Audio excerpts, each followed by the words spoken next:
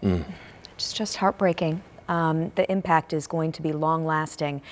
This attack has also delayed the Sugar Bowl. That was the game between Notre Dame and the University of Georgia. Now it's going to be taking place tomorrow night. Our Dominic Miranda went down to New Orleans to cover the Sugar Bowl. He's live for us in New Orleans tonight. Dom, I know you've been getting some updates on the investigation and the impact it's having on the game as well.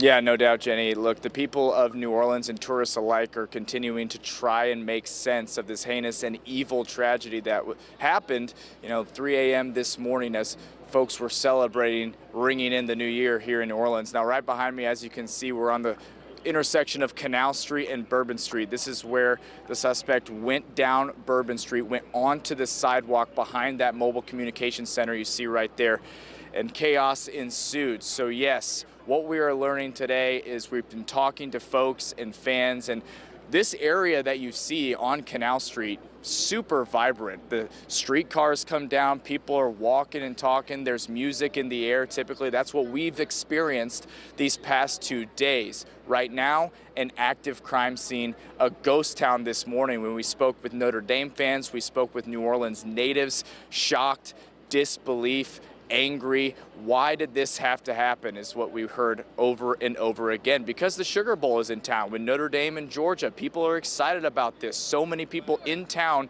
to watch this game and enjoy this experience.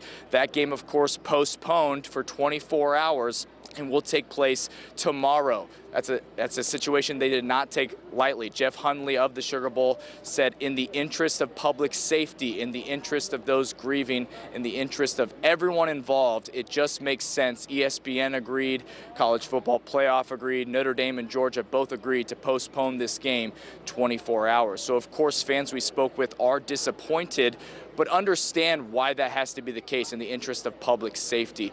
We also attended Notre Dame alumni and fans mass. It was previously scheduled for this morning at the Notre Dame Fan Hotel, and added value, added uplifting, faith restored during that mass this morning. It was jam-packed in that hotel ballroom. People needed that. They needed some uplifting feelings, they needed some leadership, and that's what that event provided for them. We caught up with 2 Notre Dame fans who were coming out of that mass once it concluded, and they shared with us the tragedy that ensued, how that made them feel, but how they can move forward with this and make it for the better.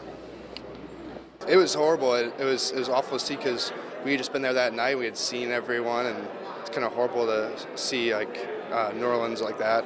Messages come in different ways. I don't know what this is going to teach us, but it's definitely going to bring us together.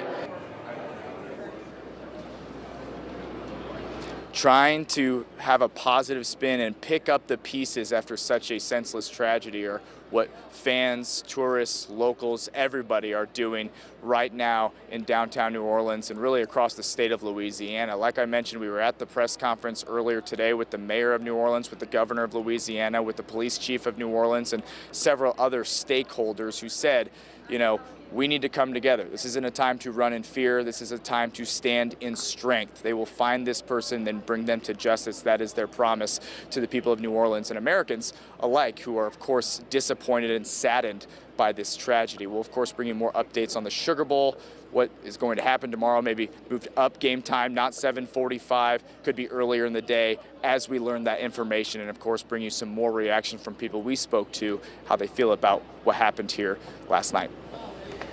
Dom, you and photographer Josh Blankenship, have been reporting from New Orleans the last couple of days, so people knew you were down there. We had messages into the newsroom this morning asking about you guys. Are you guys okay? And we're thankful that you are, of course. But where are you guys staying near the French Quarter? How did you find out what happened? Yes, we are about 2 blocks right this direction. We're staying at the Sheraton Hotel, New Orleans, which is the media hotel down here for Sugar Bowl festivities. So it's a 2-3 minute walk to where we're standing right now. My photographer Josh and I, we celebrated the new year after a long day of work in the hotel lobby. We did consider going out to Bourbon Street last night. We certainly wouldn't have been there that late in the evening, but we decided to stay in the hotel lobby. We rang in the new year, we went to sleep, and this morning, woke up to 4 or 5 calls from our bosses at WTHR. Josh was banging on my door saying to get up, and we were briefed on the situation. And I got to tell you, the shock, the disbelief, the trying to process all of that was difficult. It took a couple minutes. It took almost an hour to kind of, okay, here's our plan of attack, here's what we're going to do, and here's how we bring people the stories of the people who witnessed this, the people who are experiencing this, Notre Dame fans, Indiana residents I spoke to, and New Orleans residents alike, people who just wanted to come here and enjoy New Year's Eve, enjoy the Sugar Bowl. They didn't do anything to anybody for this to happen, and now people all trying to come together and understand and process this together. So we're not unlike anybody else, trying to make sense of this and give you the information that you need so we can all kind of get through this together. I think that's important when something like this happens, and sports plays a big part in that. And hopefully tomorrow when the Sugar Bowl is played, we see people come together. Well, and Dom, we certainly appreciate how genuine you've been taking us into these difficult situations when you're so used to taking us into the highs and joys of sports. So our thoughts are certainly with you and Josh, and we appreciate your coverage down there. We'll see you in a while.